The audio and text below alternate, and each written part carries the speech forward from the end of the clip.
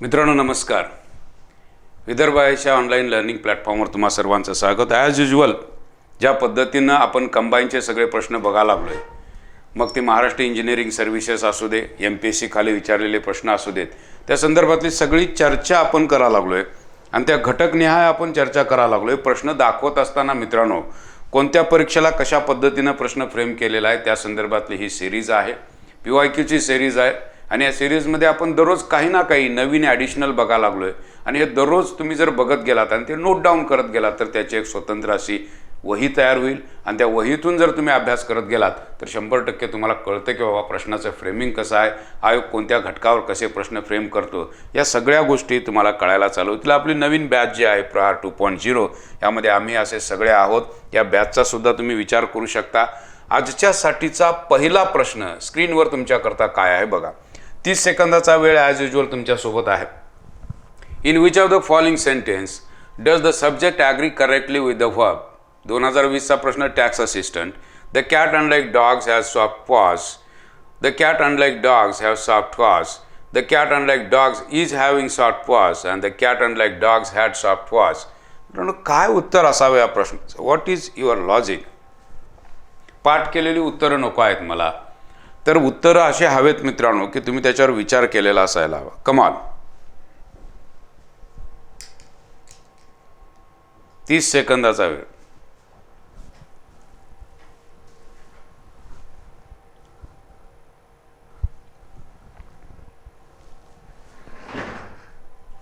प्रश्न बघितल्यानंतर तुमच्या हे चटदिशी मित्रांनो लक्षात येईल की हा जो भाग आहे, हा भाग ओके, द कॅट, हा भाग अगदी कॉमन आहे, सगळीकडेच ठेवलेला आहे बघा हे. ओके, बघितल्या तुमच्या लक्षात यायला पाहिजे, वाक्य बघितल्या तुम्हाला लक्षात यायला पाहिजे की सब्जेक्ट वर्ब ॲग्रीमेंट हा नावाचा एक घटक आहे आणि अत्यंत महत्त्वाचा घटक आहे मित्रांनो.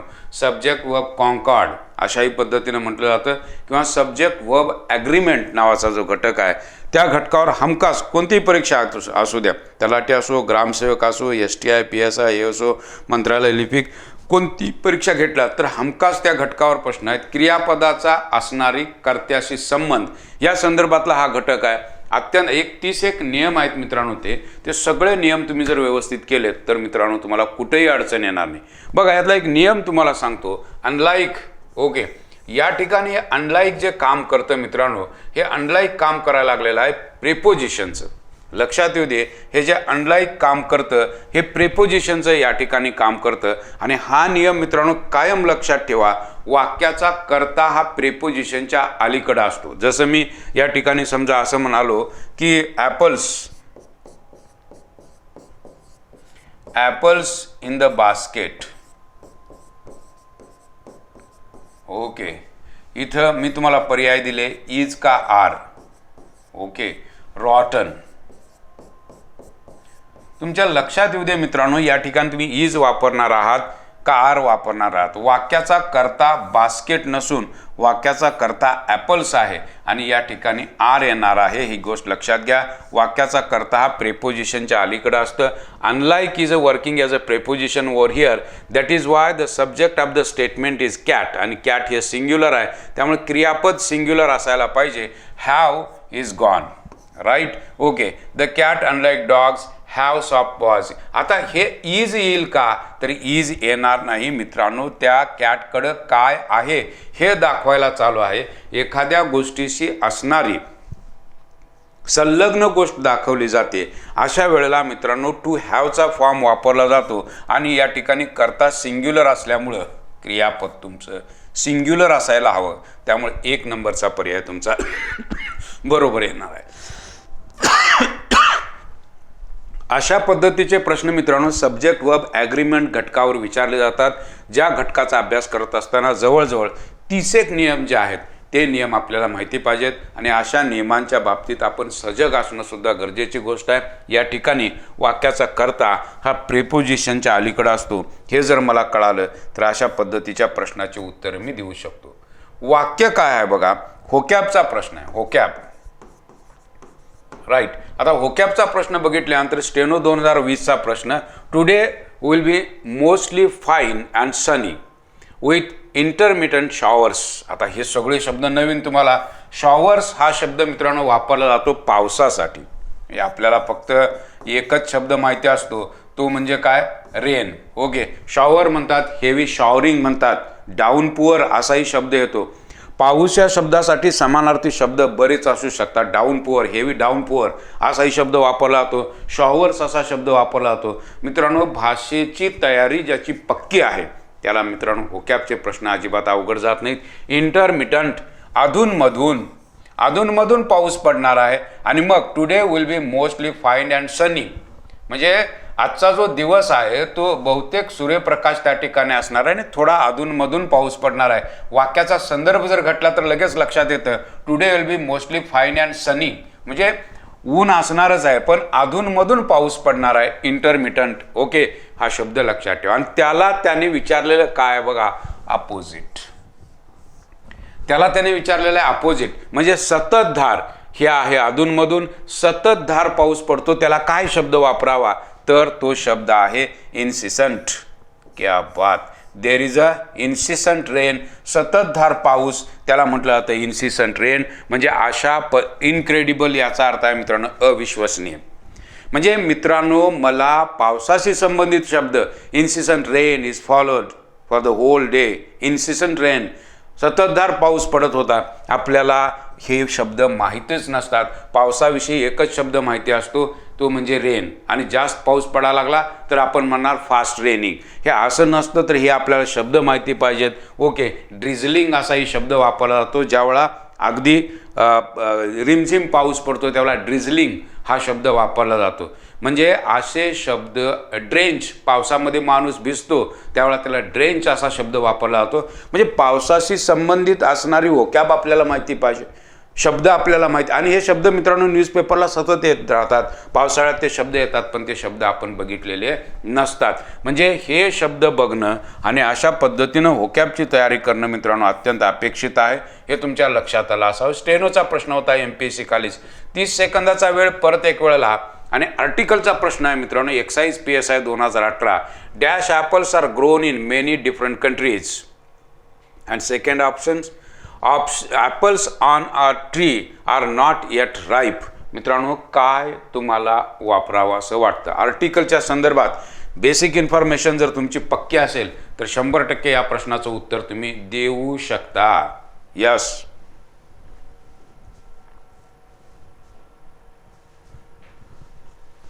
Excise PSI 2018.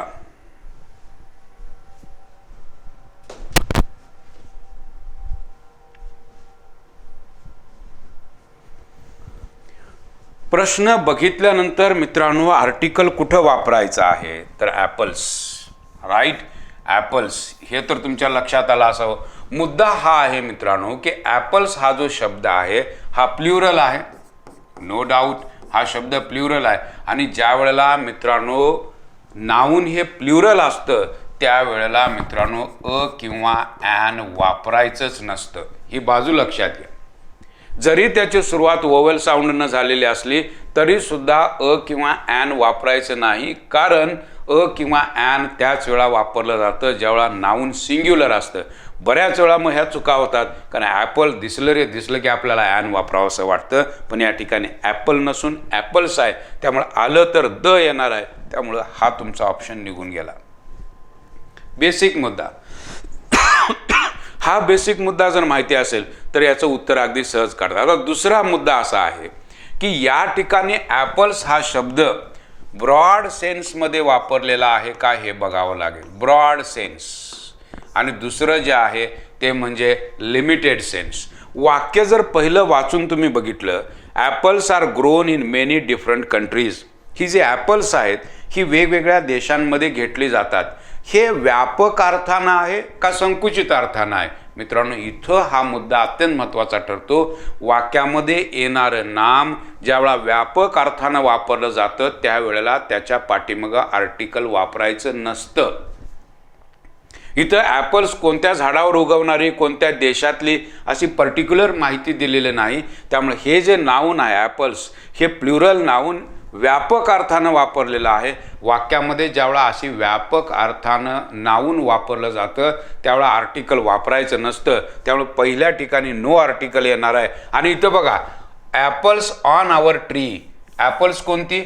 आमच्या झाडावरचे ॲपल हे संकुचित अर्थानं आहे, कारण आमच्या झाडावरचे ॲपल म्हणजे हा इथला शब्द संकुचित अर्थानं आलेला आहे, कारण झाडावरचे ॲपल्स आहेत आणि ही फ्रेज आहे. इथले ॲपल्स जे आहेत ते वाईड रेंजमध्ये हा शब्द वापरलेला आहे, ब्रॉड सेन्समध्ये हा शब्द वापरलेला आहे. इथं आर्टिकल येणार नाही आणि इथं मात्र आर्टिकल येणार आहे, ते म्हणजे द. आणि म्हणून तुमचं उत्तर मित्रांनो येणार आहे 3 नंबर. आर्टिकल्सविषयी अशा पद्धतीचे गंभीर नियम आपल्याला माहिती पाहिजेत, कारण शाळा कॉलेजमध्ये फक्त आपण शिकून जातो ते म्हणजे येई आय ओ यू इतकंच शिकून आपण जातो आणि अशा पद्धतीच्या प्रश्नांची उत्तरं आपली चुकतात. यासाठी थोडासा सराव आणि समजून घेत जर आपण पुढे गेलो तर अशा पद्धतीच्या प्रश्नांची उत्तरं तुम्हाला अगदी सहज काढता येतील. तुम्हाला कुठेही अडचण येताना दिसणार नाही. हे मुद्दे नोट डाऊन करा की एखादं नाऊन ज्यावेळा व्यापक अर्थानं, मग ते कॉमन नाऊन असेल, मटेरियल नाऊन असेल, ॲब्स्ट्रॅक्ट नाऊन असेल, नाऊन कोणतंही असो, ते सिंग्युलर असो किंवा प्लुरल असो, त्याच्या पाठीमागं आर्टिकल येणार नाही जर ते नाम ब्रॉड सेन्समध्ये व्यापक अर्थानं वापरलं गेलं असेल तर. उदाहरणादाखल मी समजा इथं वाक्य असं लिहिलं, मॅन इज मॉर्टल. Man is मॉर्टल. इथं तुम्हाला आर्टिकल वापरायचंच नाही आहे, कारण मॅन इज मॉर्टल, मॉर्टलचा अर्थ आहे मर्त्य. मनुष्य हा प्राणी मर्त्य आहे, मरणारा आहे. म्हणजे हा जो मॅन आहे तो मॅन मी वापरत असताना ब्रॉड सेन्समध्ये वापरलेला आहे. या ठिकाणी मित्रांनो आर्टिकल येणार नाही. म्हणजे अशा, मग हे नाऊन सिंग्युलर आहे तरीसुद्धा येणार नाही. लक्षात घ्या, आर्टिकलचा वापर हा वाक्याच्या संदर्भावर असतो. ते नाऊन त्या वाक्यामध्ये कशा संदर्भात कसं प्लेस केलेलं आहे त्याच्यावर मित्रांनो आर्टिकलचा वापर असतो. हे तुमच्या लक्षात येणं अपेक्षित आहे.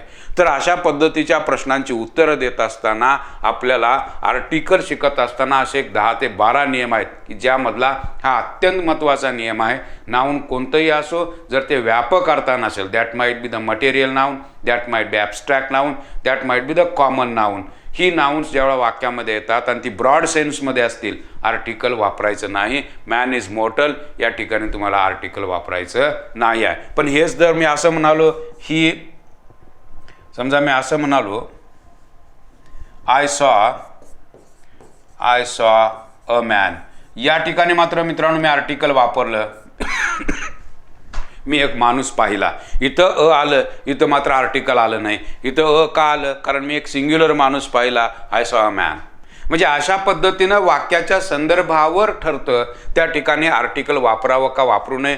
मुद्दा तुमच्या लक्षात आलेला आहे का बघा. अत्यंत गंभीर मुद्दा की अशा पद्धतीचे प्रश्नपत्रिकेत प्रश्न दिसतात, त्यावेळेला आपल्याला उत्तरं काढत असताना अशा पद्धतीची माहिती आपल्याकडे असेल तर उत्तर काढता येणं शक्य जातं. आता या ठिकाणी काय केले, MPSC ASO 2020चा प्रश्न दिलेला आहे.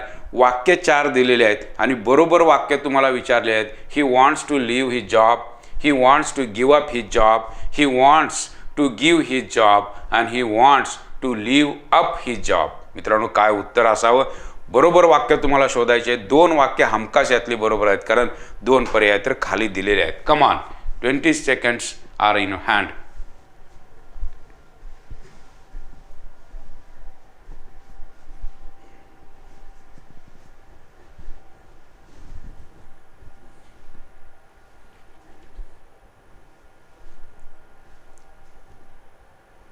आता एक फ्रेझल व्हर्ब मित्रांनो या ठिकाणी आपल्याला वापरलेलं दिसतं. गिव्ह अप याचा अर्थ मित्रांनो सोडून देणे. एखादी गोष्ट सोडून दिली जाते त्यावेळा गिव्ह अप. लिव्ह म्हणजे तर तुम्हाला माहीत आहे, लिव्ह म्हणजे सोडून देणे. 2 वाक्य बरोबर असणार आहेत, कारण पर्यायामध्ये 2 दिलेत. 100% ए आणखी बीचा ऑप्शन अगदी बरोबर आहे. Give his job, leave up असं होत नाही, गिव्ह अप होतं. त्यामुळे ही 2 वाक्य बरोबर आहेत. Only A and B are correct. म्हणजे अशा पद्धतीचे प्रश्न फ्रेझल व्हर्बवर विचारले जातात ज्या वेळेला त्या वाक्याचा. आणि सोपा प्रश्न आहे ASOचा प्रश्न 2020 करता. गिव्ह अप म्हणजे सोडून देणे. बऱ्याच गोष्टी आयुष्यातल्या आपण सोडून देतो, अशा वेळेला वाक्यात ते वापरावं लागतं. गिव्ह अप हे फ्रेझल व्हर्ब सतत लक्षात ठेवा, कारण हे बऱ्याच परीक्षांना रिपीट झालेलं आहे. गिव्ह अप म्हणजे सोडून देणे. एखादी गोष्ट सोडून दिली जाते. तुम्ही कदाचित टी-शर्टवर लिहिलेलं असतं बघा, डोंट गिव्ह अप, सोडून देऊ नका. काय सोडून देऊ नका? प्रयत्न सोडून देऊ नका. एखाद्या टी-शर्टवर तुम्ही बघितलं असेल ना, टी शर्टवर लिहिलं don't give up, I don't give up, मी सोडून देत नाही. काय सोडून देत नाही? तर मी प्रयत्न सोडून देत नाही. Don't give up. ओके, एखाद्या वेळा एखाद्या ठिकाणी माणसाला अपयश येतं, त्यावेळा समोरचा माणूस म्हणतो की डोंट गिव्ह अप, सोडून देऊ नकोस. याचा अर्थ प्रयत्न सोडून देऊ नकोस. Okay, I gave up smoking, I gave up smoking, me smoking सोडून दिलं, असा त्याचा अर्थ होईल. म्हणजे वाक्याकडं बघत असताना अशा पद्धतीची फ्रेझल व्हर्ब्स, जी फ्रेझल व्हर्ब्स परीक्षेला सतत विचारली जातात, त्याचा विचार होणं मित्रांनो खूप गरजेची गोष्ट आहे. प्रेपोजिशनवरचाच प्रश्न मित्रांनो, किती सुंदर प्रश्न, एक्साइज PSI 2018चा प्रश्न आहे. या ठिकाणी तुमचं लॉजिक काय चालतंय? 3 वाक्य दिलेत, तिन्ही ठिकाणी गुड असा शब्द दिला आहे आणि त्या संदर्भात तुम्हाला समोर प्रेपोजिशन वापरायचं आहे. लॉजिक जर तुमचं पक्का असेल, थोडासा अभ्यास असेल, तर या प्रश्नाचं उत्तर येईल. 30 सेकंदाचा वेळ तुमच्यासोबत. You just go reading the sentences on the screen.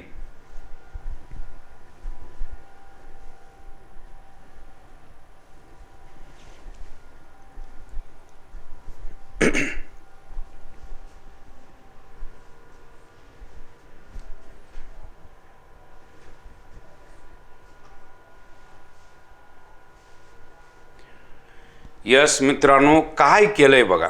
या ठिकाणी गुड दिलेला आहे, बरोबर. याही ठिकाणी गुड दिलेला आहे, याही ठिकाणी गुड दिलेला आहे, सगळ्याच ठिकाणी. पण पुढचा भाग चेंज केलाय. क्रिकेट म्हटलंय, यू म्हटलंय आणि अदर्स म्हटलंय. बघा हा वाक्य पाठीमागं देताना गुड दिलंय आणि पुढं प्रेपोजिशन एकच ठेवलंय, two of at, two of at, two of at, combination तेच ठेवलंय. गुडला प्रत्येक ठिकाणचं प्रेपोजिशन मित्रांनो बदलतं, कारण गुडला लागणारं प्रेपोजिशन हे समोरच्या भागावर असतं अवलंबून. यस, हे तुम्हाला कळालं पाहिजे. हे समोरच्या भागावर इथलं प्रेपोजिशन अवलंबून आहे. गुडला काय लागेल? एखाद्या गोष्टीमध्ये तुम्ही पारंगत असता त्यावेळेला मित्रांनो ॲट लागतं. Indian are very good at, पारंगत असणे. Cricket, I am good at maths, I am good at maths, maths माझं चांगलं आहे, त्याच्यात मी पारंगत आहे. गुड ॲट समथिंग, मग तो गेम असेल तर 100% त्या ठिकाणी ॲट वापरतात. आता बघा, it is very good at you, of you का टू यू? मित्रांनो या ठिकाणी ऑफ यायला हवं. It is good of you, हे गुड ऑफ यू म्हणजे टू हेल्प मी. तू हा तुझ्या बाबतीत तू जी काय मला मदत केलीस, ही जी मदत आहे ती मदत ही तुझ्याकडं असणाऱ्या सद्गुणाचा परिणाम आहे. अशा पद्धतीनं हे वाक्य आहे. It is good of you, it is good of you to help me. हे तुझ्याकडचा असणारा सद्गुण आहे की ज्यामुळं तू मला मदत केलीस. गुड ऑफ यू, व्यक्ती ज्या वेळेला असते त्यावेळा गुड ऑफ वापरलं. It is a good of my friend, it is good of my friend. Okay, त्यानं मला जी काय मदत केली हा त्याचा चांगुलपणा आहे. हां, चांगुलपणा दाखवण्यासाठी ऑफचा वापर केला जातो. गुड ऑफ यू, ओके, हा तुझा चांगुलपणा आहे की तू मला मदत केलीस. म्हणजे बघा गुडला या ठिकाणी ऑफ लागलेला आहे. Right, he is very good, good to others. व्यक्तीचं ज्यावेळा कुठलाही उल्लेख नसतो त्यावेळा टू येतं मित्रांनो. म्हणजे आपल्याला अशा पद्धतीनं उत्तर काढत असताना गुड ॲट यायला पाहिजे. गुड ॲटचा पर्याय मित्रांनो या ठिकाणी पहिला पर्याय दिसतो. बघा या ठिकाणी good at, okay, good at हाच पर्याय आणि गुड ऑफ आणि गुड टू. म्हणजे एकेच ठिकाणी तुमच्या लक्षात आलंय का? बघा हे घेतलेलं आहे. गुड ॲट कधी वापरावं, गुड ऑफ कधी वापरावं आणि गुड टू कधी वापरावं हे आपल्याला माहिती पाहिजे. हे अशा पद्धतीनं ज्या वेळेला आपला अभ्यास होतो त्यावेळेला एखाद्या गोष्टीमध्ये पारंगत असता त्यावेळेला त्याला ॲट, ओके, एखाद्या गोष्टीसाठी त्याची मदत असते त्यावेळेला त्याचा तो चांगुलपणा असतो त्यावेळेला गुड ऑफ असं वापरलं जातं. ज्या वेळेला एखादी व्यक्ती समोर नसते त्यावेळेला गुड टू अशा पद्धतीनं वापरलं जातं. म्हणजे प्रेपोजिशनचा अभ्यास करत असताना गुड या शब्दाविषयी समोर येणाऱ्या प्रेपोजिशनचा विचार करून समोर असणारा शब्द आणि त्याचं रिलेशन ज्यावेळेला माझ्या लक्षात येतं त्यावेळेला प्रेपोजिशनचे प्रश्न सुटतात, अन्यथा प्रेपोजिशनचे प्रश्नच सुटत नाहीत. व्होकॅब्सचा भाग आहे पण हा तुमच्या भाग लक्षात आला पाहिजे. Okay, I think you got my point. Go for the next one. आता या ठिकाणी जर बघितलं, that book is her, right. प्रश्न बघा, या ठिकाणी म्हटलेला टॅक्स असिस्टंट 2020चा प्रश्न, 30 सेकंदाचा वेळ. That book is her, that idea of yours is excellent, this book is mine. Okay, कोणती वाक्य मित्रांनो या ठिकाणी बरोबर आहेत अशा पद्धतीचा प्रश्न. Choose the sentences containing used pronounce. Okay,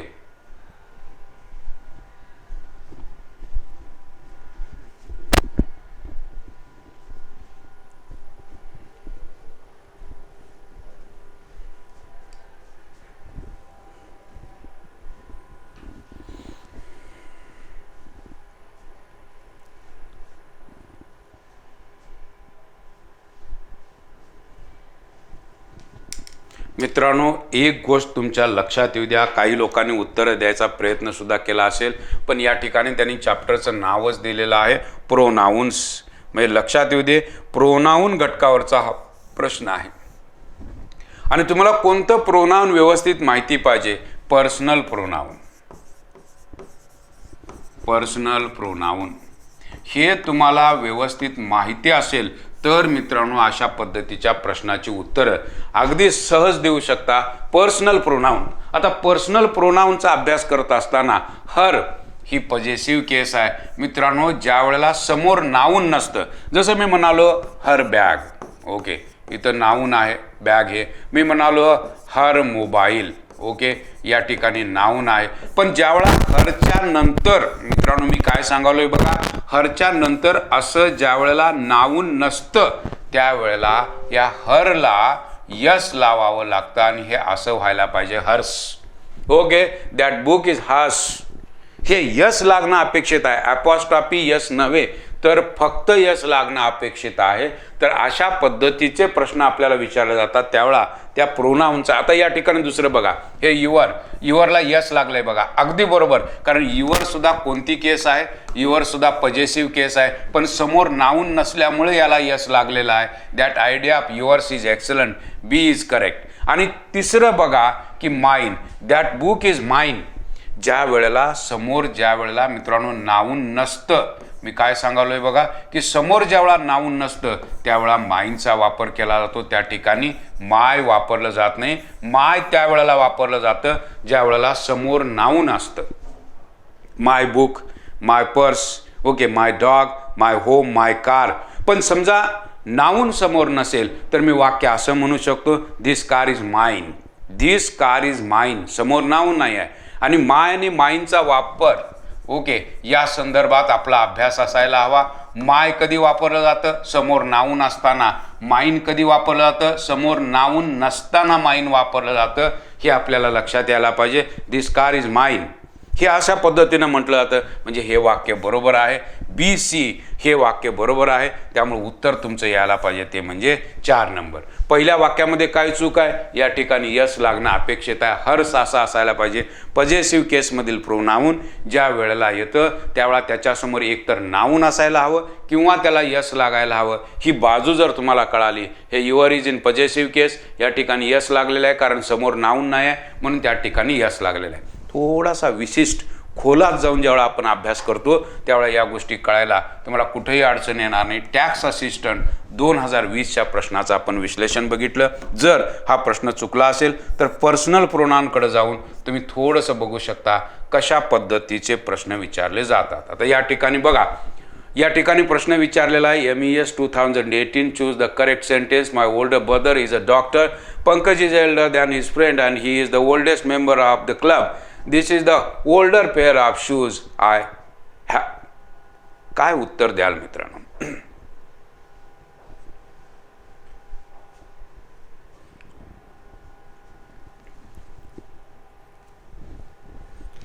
You are left with just 15 seconds.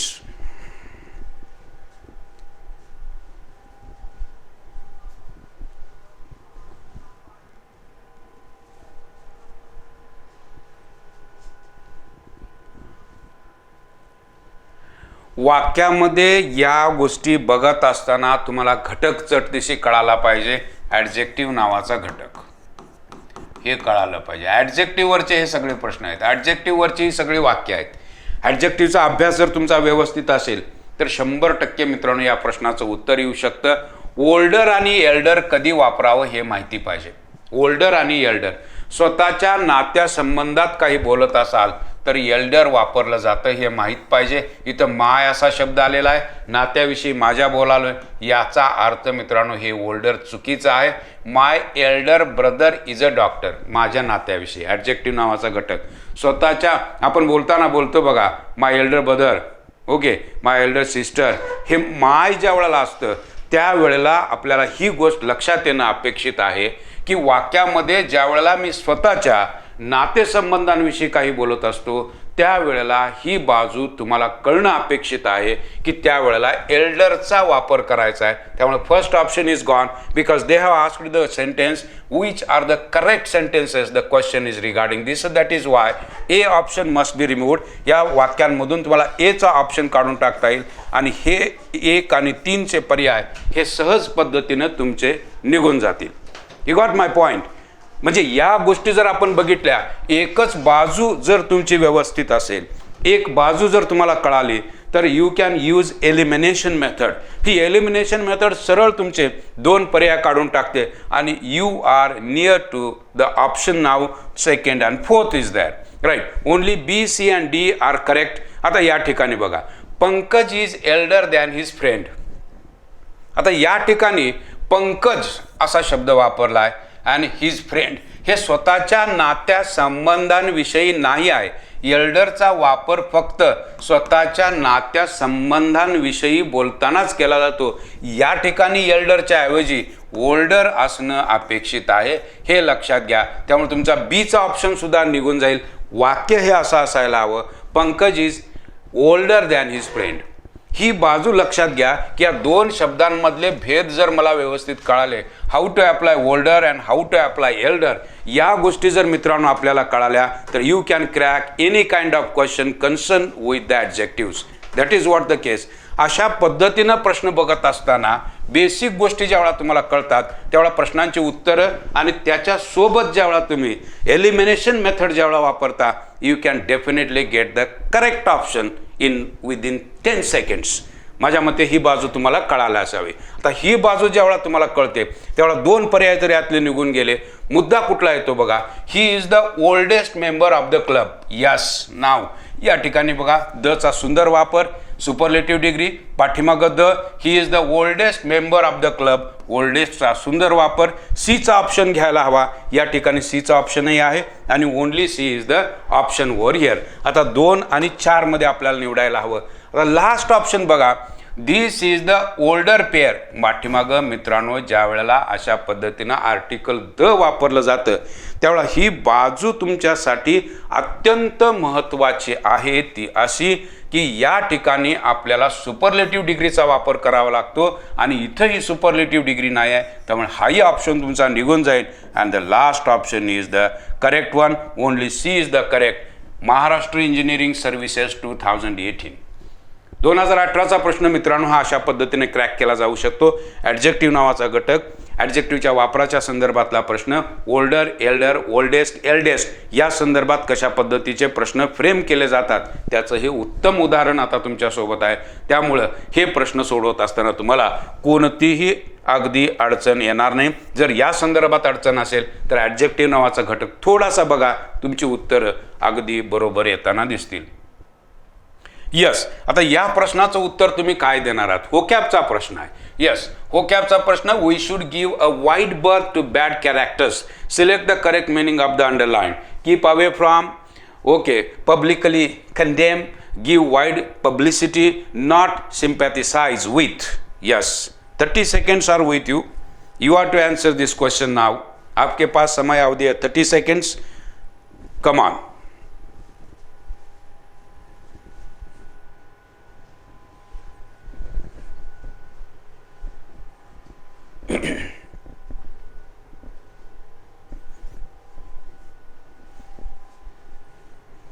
Four, 3, 2, times up.